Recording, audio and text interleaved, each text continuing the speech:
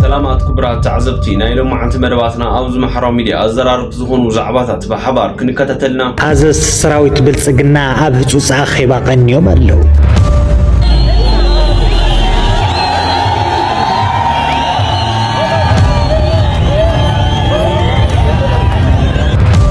سرعت بلصقنا منقص نايت هاجرن ناب إيرترا عليمو حادقن ياسوقمتن منقص قاساتن يوسد كنزلو مراقبتات نايت هاجر لومي تابات حجن يوتالوا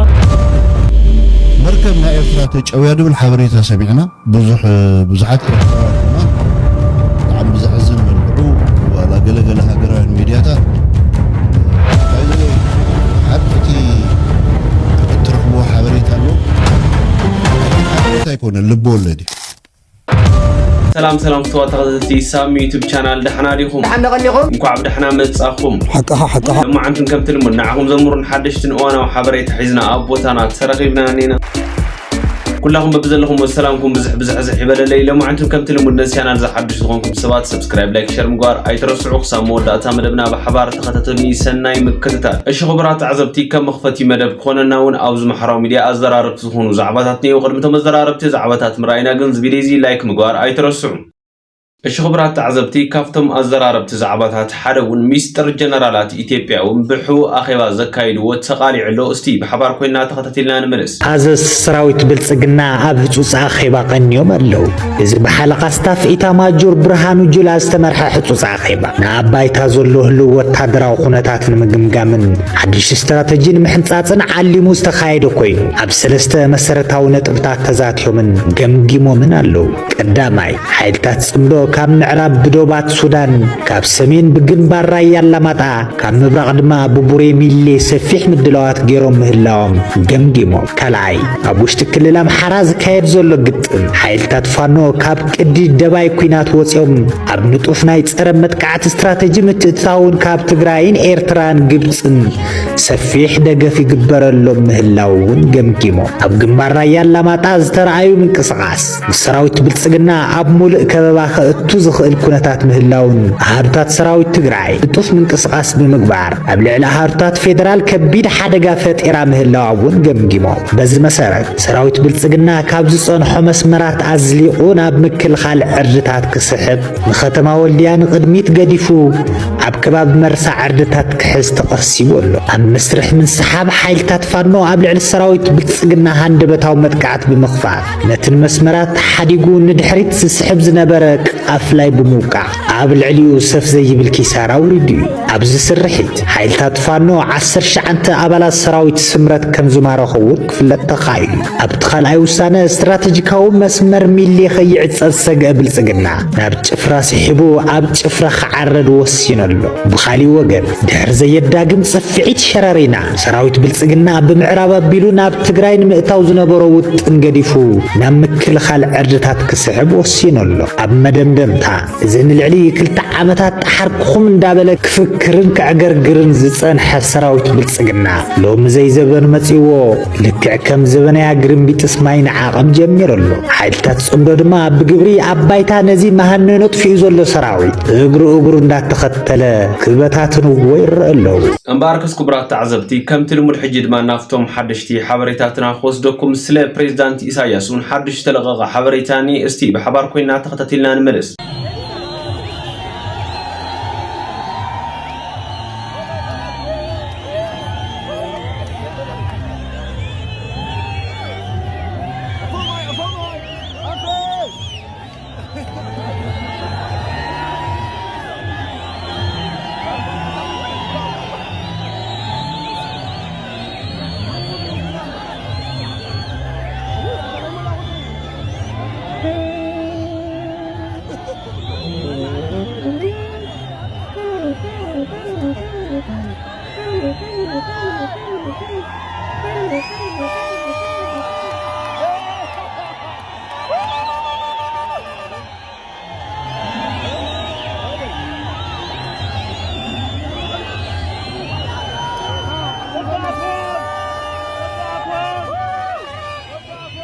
ናፍቲ ዝቕፅል መደብና ንክወስደኩም ክቡራት ተዓዘብቲ ስርዓት ብልጽግና እውን ኣብ ልዕሊ ኤርትራ ዝገብሮ ዘሎ ጉዳይ እንታይ እዩ ዝብል እውን ሓዱሽ ተለቐቐ ሓበሬታ እኒአ። እስቲ እንታይ ዝመስል ዝርዝር ሓሳባቱ ተኸታቲልና ንመለስ። ስርዓት ብልጽግና መንግስቲ ናይቲ ሃገርን ናብ ኤርትራ ዓሊሙ ሓደገኛ ስጉምትን ምንቅስቓሳትን ይወስድ ከም ዘሎ መራኸቢታት ናይቲ ሃገር ሎሚ ጸብጻባት ሒዘን ይወጽ ኣለዋ። ብመሰረት እዚ ሎማ ኣማሲኡ ዝወጽእ ዘሎ ጸብጻባት መንግስቲ ኢትዮጵያን ባይቶ ወከልቲ ህዝቢ ናይቲ ሃገር ናይ ኢትዮጵያ ካርታ بحدش كسال تحدش كسال كارتانا إثيوبيا ودب حسب زتقالله إثيوبيا مس إيرترا تواصلنا له بودا بمبر بمريت كم زي كنا أبت كارتا كتقالل مخانيهم لومي حبريتات زرقي حمزر كبزلو سرعت بالسجنا بترقاقامي أنصار حزب المنجستن إيرترا زتفلالي نكوينات زعد متقطعات كايد سنحنا لون عشل مرحنا يتهاجر أبايت وكل تزبي نايتهاجر قريبو إيرترا بينا من قدي لا لاونتان ناتنتان الرقاقيتا نفولتو من قدي يبلنان ودب عسبن أفدق بحرن بخمي من قدي كابي إثيوبيا ناب إيرترا تمليسو سلازين فلت إيرترا تبال هاجر أين فلت نيناز عينتو حادقن يعملقتات يحلفون يرو لعلوت وطادروين أجسنا يتهاجرون أبزكنيات بترقاقامي بسبب بحرن أفدق بحرن نافذ بالمنجسن إيرترا زي كوم فخران مدرتاتن كحلفو كنيوم حجخا منجسي إثيوبيان بايتو وكد تزبي نايتهاجرن كارتا إثيوبيا بحدش كسال إذا حجز قربن زي سألن كارتا إثيوبيا ودب عسبن أفدق بحرن زي تقال لكخون أبسم معكم زوجهم أبتبتاواتهم زي تكسلو منجسي إثيوبيا نايب حكي نزو سانتات انت داوسيرو كادتا أبلع لحزب المنجسن إيرترا كوينات مواجه خون عبيدون تجليلون زركب زلو سرعات بلسقنا وش أو سلام مرقوقون كعكبن كرقاقتن زي كاله نابحانتي رقيتن سلماويتن هجر زي كايد زلو حادقنيا مقصاص نزو زبان نقرباب تزتاتن نابكنا تفن كعرفن زي كال حادقنيا بكيناتن ورقيناتن يمرح الله اتأزيب زقرم قداي محبرسب علم نزو سرعات بلسقنا نلالاونت إيرترا زقهز زي كايدو حادقنيا مقصاصات كساباب زهجي وانن ساعتن عقب كبل زي مخاليو صباحنكو سرعات بلسقنا تلكث كفيلو نافذ بن منقسن إيرترا واسمسبلا آداو مستسبرة محبرسب علم شعبي أقلفو إيرترا أقلفو كبلو كنكتاتلو من كنعزمو منينا عقلي دارت اللو منقس إيرتران حزب إيرتران عقال حزب المنقسن مريحنتنيو نسوس لزخونيو ناتب بسبب سلطان سرعات بلسقنان إيش المرحنا يتهاجر زقبر نافذ بن منقسن إيرترا حرقنيا متخطاق بعقلن بلوزب منقدن حيزوا زركب كالا هاجرن كال مريحنتن نيرون تزقون مسرعات بلسقنان مس إثيوبيان نابكالو كيناتن كنتاتن آتيوم محلو عقلن تعجزتن ناي حزب المنقسن إيرترا نسرعات بلسقنا زشادو نيمسل إذ سرعات ممليسو نكبرت إيرتراونتن زقهز تكبرات بترقاقامي يفتشم هلو إذ نقرات كون انت راخينو إثيوبيا تبال هاجر دحرقاقيم كنريع كونان مخنياتو بزحات إثيوبياتات كفت راس لزقنا حانت هاجر نتفقاتكا انت راسريحة معريو نت هاجر كتتفان نتك متكا زخل حرقاتات كتوقدلو حقاو مسلم بايتان سلازلو بلتقنان نايت الكفكف بحرياتون تكبراتون ناب إيرترا بخند زلو انت راغتلو خلاونت نايت سرعات اب موداتا نايز عمد انتايك مسليو حابيرنا كنكتاتلون كنعزبونينا 300 سوسان نارات كيلون نكتمو أديس آبان بتالاتي كبيبوا زركب زلو سرعات بلتقنا مواتو زبهالي بلون شخبرات تعزبتي أبناء مجرشا مدبنا ونبسيحنا لنا كم تزفلت أبزح الساعتنا إيرترا مركب تتحيزا زبل ونحدش حبريتا تنزيحو نيرو أبزح الساعت قن بزعبو ناتج أنغون انتا أيو تحكي أبزبل حسابون إنا خوللو زركبو سبات بتعم بزحات يوم لتحكن انتا أي تفتيرو بتغكل زبل دما حدش حبريتا ونحيزالكم مسيال لغو زتتحازت مركبنا إيرترا خمزي اللون اتحبريتانا يزاربلو استي انتا يزمسل زرزر حساباتو بحبار كوينا تغتتلنا نملس مركبنا إيرترا تجاويا دبل حبريتا سمعنا بزحات إيرتراوያን كمان بتعم بزحزن ملكعو ولا قلقل هاجران ميدياتات بايزوي حد اتي اترخبو حبريتا له ايت حبريتا يكون اللب ولدي بزحت قلقل ناي باناما مراخب اللوا بنا إيرترا بانديرا جيروم وبنا إيرترا لايسنس جيروم بصرح له እዚ ብዙሕ ግዜ መንግስቲ ኤርትራ ወይ ኤርትራ ነዚ ዓዊላ ጠሪዓትሉ ገሊኡ መልሲ ዝረኸበለው ገሊኡ ኣብ መስርሕ ናይ ምፅራይ ገለሎ ኣብዚ ናይ ኣፅዋር ናይ ምትሕልላፍ ኮንትሮባንድ ድማ ገሊአን ናይ ፓናማ መርከባት ገሊአን ናይ ኣዘርባይጃን መርከብ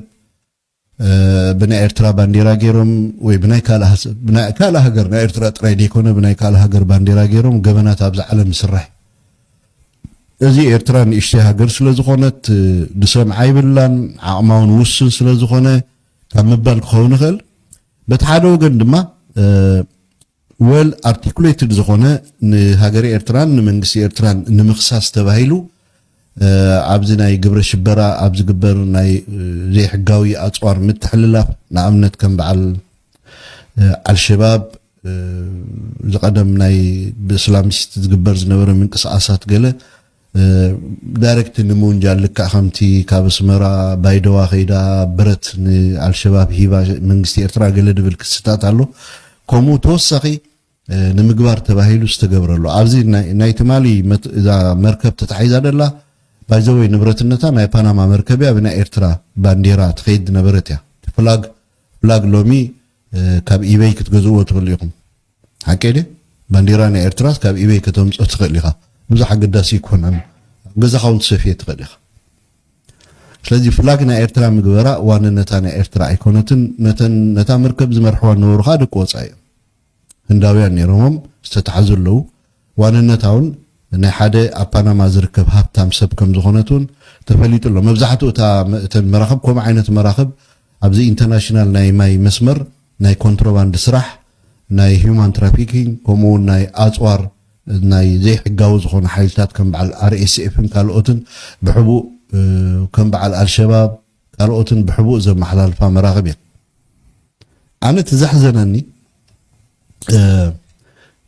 ኤርትራ መራኸብ ኣለዋ እተን መራኸብ ናይ ኤርትራ ኣብ ናይ ዓለም ናይ ማሪታይም ብሕጊ ዝተመዝገባ መራኸብ እየን ናይ ንግዲ መራኸብ ድን ወታደራዊ መራኸብቲ ኮይነን ከዓ ኣብ ክልሊ ባሕሪ ናይ ኤርትራ ሓለውአን ዝገብራ ስራሐን ዝሰርሓ እየን ድእዝዘን ከዓ መንግስቲ ኤርትራ ወይ ከዓ ንሓይሊ ባሕሪ ኤርትራ እዩ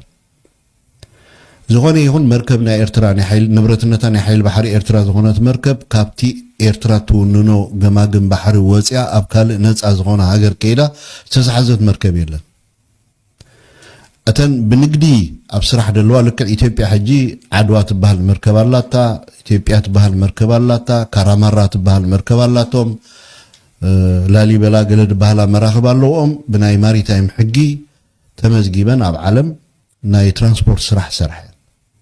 ካብ ዝገርመኩም ኣብዚ ሕጂ ዘለናሉ ሰዓት ኣነ ባፅዕ ከይደ ከለኹ ሓንቲ ናይ ኢትዮጵያ መርከብ ካራማራ ትብል መርከብ ኣቑሑት ፅዒና ዓሰብ ኣይሚን ባፅዕ መፅያ ነይራ እዚ ሕጂ ምስ ብልፅግና ትፍልሊ ምስ ተፈጠረ ትባእሲ ምስ ተፈጠረ ማለት እዩ ስለዚ ንሳ ብኢንተርናሽናል ኤርትራ ድፅዓን ፅዕነት እንድሕር ኣለዋ ንዓዲ ትወስዶ ጨረታ ኣሎ ብክንደይ ንቶን ክንደይ ፅዕኑልካ ስለዚ ትዘዋፅአካ ዋጋ ናይ ቶን ምን ፅዕነት ንሓደ ቶን ዋጋ ዘዋፅአካ ምስን መራኸብ ተሰማሚዕካ ፅዒንካ ኢኻ ተምፅኦ ናይ ኢትዮጵያ ክትከውን ትኽእል ናይ ጅቡቲ ዋላ ናይ ህንዲ ክትከውን ትኽእል ምስቲ ፖለቲካ ምስቲ ምትፍናን ደራኽቦ ሓንቲ ነገር የለን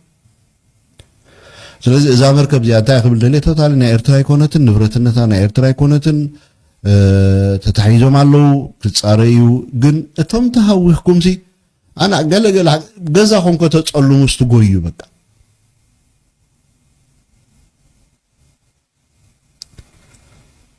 እርዳኩም ኣሎ በቃ ዓድኹም ከተፀልሙ ስትጎዩ ኤርትራ ሲ ከምዚ ኢላ ተታሒዛ መጀመርያ እቶም ሸፋቱ ቀርሰንቲ እዮም ሒዞም ኣነታ ጀልባ ዝኾነ ይኹን ሓደ ሉዓላዊ ሃገር ድሓዛ የለን ነዚ ሞቲቬት ድገበር ሓይልኻ ብደገ ኣሎ እዚ ብኢማራት ገንዘብ ዝተኸፍሎም ቀርሰንቲ ብጀልባ ኸይዶም እዮም ነዛ መርከብ እዚኣ ጨወማ ናይ ኤርትራ ባንዴራ ስለ ዘለዋ ንናይ ዓለም ኣብ ኤርትራ ዘለዎም ኣተሓስባ ድማ ንኽቕይሩ ዝተፈተነ ፈተና እዩ ነይሩ እዚ ከዓ ከይተበገሰ ከሎ መንግስቲ ኤርትራ ኣብሽልዎ ኣሎ በርዒኑ ኣሎ እታ መርከብ ናይ ኤርትራ ኣይኮነትን ብቐርሰንቲ ተታሒዛ ደላ ግን ከዓ መንግስቲ ኤርትራ ይኹን ሓይልታት ወይ ናይ ኤርትራ ናይ ጸጥታ ኣካላት ይፈልጥዎ እዮም ኣብ ርእሲኦም እንታይ ከም ተኣልመን ከም ተሓሰበን ማለት እዩ ስቂሉ ብዙሓት መራኸቢን ድጭወያ ኣብዚ ናይ ኢንዲያን ኦሽን ብፍላይ ኣብዚ ናይ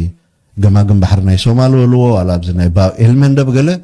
ኣብ ፊት ንፊት መዓት ናይ ኣሜሪካን እንግሊዝን መራኸብ ከለዋ ይጭወያ ሓንቲ መዓልቲ ግን ናይ ኤከለ መርከብ ከም ዝተገይረ ኣይበሃልን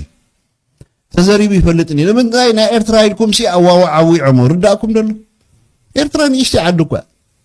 ገዚፍ ኢኮኖሚ ዘይብላ ብመርከብ ደረጃ ከማን ማለት ዘመክሕ ናይ ማሪታይም ዓቕሚ የብላን እኮ ኤርትራ ኣገርመኒ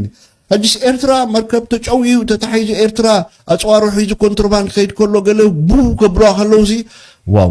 ንምንታይ ናይ ኤርትራ መዓልታዊ ከይን መራኸብ ድጭወያው መዓልታ ብቶም ፒራስ ናይ ሶማልያ ፒራስ መዓልታዊ ሸፋቱ ኣለው ባብዕ መንደብ ክሰግራ ከለዋ ትማሊ ነዳዲ ድሓዘት ክንደይ ቶን ነዳዲ ድሓዘት ካብ ሕርሙዝ ናብ ቀይሕ ባሕሪ ክትሸሎ ተረኸበት መርከብ ጨውዮም ኣለው ግን ኣብ ሚድያ ምጽዎ ናይ መን መርከብ እያ ሓንቲ ነዳዲ ዝሓዘት መርከብ ናይ ሶማል ፒራስ ከምዚ ገይሮም ኣገለ ኢሎም ወዲዮም ናይ ኤርትራ ናይ ሱዳን ናይ ገለ ይበሉን ንምንታይ ናይ ኤርትራ ድብሉ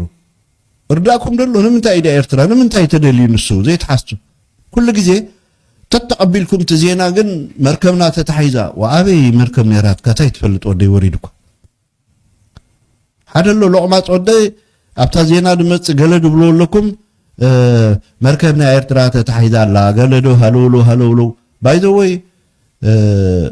መርከብ ኣይኮነን ኣብ ዓድኩም ጀርባ ዘሎ ኣድጊ ከማን ኣይነበረኩምን ከበይኻት ተምጾት ዘረባ ኣነግርም ይድብለኒ ጥዑይ ኣድጊ ገጫብ ኣድጊ ደይ ነበርካስ ብዛዕባ ሓደ መርከብ ናይ ኤርትራ ተንታኑ ኮይንካ መጺኻ መርከብ ናይ ኤርትራ ዋንነታ ንብረትነታ ናይ ኤርትራ ዝኾነት መርከብ ኣበይ ንብረትነታ ኣበይ ተመዝጊቡ በይናይ ናይ ጽዕነት መዝገብ ናይ ጽዕነት መስመርያ ተመዝጊባታ መርከብት እያ ትፈልጥይኹም ምናልባት እዚ ናይ የብስ ንብሎ ናይ መሬት ትራንስፖርት ኣብ ውሽጢ ዓዲ ዝግበር ካብ ናብ ካብ ኣዲስ ኣበባ ንመቐለ ኣውቶቡስ ተሰቂልካ ናይ ተዓዲ መንገድ ትራንስፖርት ይቁጥር ክንደዚ ኣውቶቡስ ታርጋ ክንደዚ ንመቐለ ተበጊሳላ ቁጥር ክንደዚ ገለይሊ ይምዝግቦ ናይ ጽዕነት ካሎ ባጅ ዝኽፈል ዲዱ ቁረጽ ገለሎ ኸፍሉ መራኸብን ኣይሮፕላንን ክብገሰ ከለዋ ግን ብኢንተርናሽናል ደረጃ ምዝግባት እየን እዚ ኣየንቲ መርከብ ናይ ኤርትራ ነዳዲ ጽዒና ወይ ብረት ጽዒና ኣብዚ ኢንተርናሽናል ማያት ብሕጊ ተመዝጊባ ጉዕዞ ክትገብር ዋላ እንተ ዝኸውን ስኻ ሕዝነኩም ይነርዎ ከም ኤርትራውያን ከሕዝነኩም ነርዎ ንብረትኩም ኳይሱ ንዓይ ኣብታ መርከብ ክንድፍረጥ ኣፍሲ ዋንነት ኣለኒ ታ መርከብ እንድሕር ናይ ብሓቂ ናይ ኤርትራ ኮይናስ ዋንነት ኣለኒ ታ መርከብ ናይ ህዝቢ ኤርትራ ናይ መንግስቲ ኤርትራ ይኮነት ናይ ህዝቢ ኤርትራ ንብረት እዩ ዋላ ኮይኑ እንተ ዝኸውን ከሕዝነኩም ይድግቦ ነይሩ እምበር በቃ መጺኻ ተተሓፍሩ ጽበዩ ገለገለ ኣለኹም ኣብ ገለገለ ሚድያታት ኣነ ኣይተንክፎም ስለትብሉ ከም ዝቐነእ ኸ መስሎም ኸውን እምበር በቃ መርከብ ተታሒዛ ኢሎም ሲ ሽምጦም ሒዞም ክትንትኑ መጺኦም ሓይል ባሕሪ ኤርትራ በይ ነይሩ እዩ ዝኩሉ ክግበር ደቂሱ ነይሩ ገለ መለ ደቃስካ ተስኣን ገገዲፍካ ሃዲምካ መጺኻ ኣብዚ ገጅፍ ሃምበርገር እንዳበልዕኻ ሓይል ባሕሪ ኤርትራ ደቂሱ ጸኒሑ መርከብና ተጨውያ ዋው ትሕዝን ኢኹም ኣዲክን እዩ ድብለን ገዲፍካ ያ ድመጻኻስ ደቂሱ ክትብሎ በጥብልዋ ዘይተኸስ ዓቕሚ ኣለዎ ክሳብ ሕጂ እቲ ኤርትራ ትውነኖ ባሕሪ ሽሕን ገለመለን ኪሎሜትር ዘለዎ ገማግም ናይ ኤርትራ ኪዳ መዛግብቲ ዓለም ረኣዮ ሓንቲ መዓልቲ እንተታት ኣጋጢምዎ ይፈልጥኒ ሓንቲ መዓልቲ ናይ ጸጥታ ምብልሻው ኣጋጢምዎ ይፈልጥኒ ኣብ መስመር ናትና ብኢንተርናሽናል ደረጃ ካብ ናብ ብክልቲ ወገን ካብ ባብ ኤልመንደብ ናብ ስዌዝ ካናል ካብ ስዌዝ ካናል ናብ ባብ ኤልመንደል ዝኸዳ መራኽብ ኩሉ ግዜ ሓይልታት ጸጥታ ናይ ኤርትራ ሓይልታት ባሕሪ ናይ ኤርትራ ብጣዕሚ ዝተመስገኑ እዮም ዝገርም ዓቕሚ ኣለዋ ኤርትራ ራእይዎ ትወፂ ዘሎ ጆርናል ዓቕሚ ሓይል ባሕሪ ኤርትራ ቻው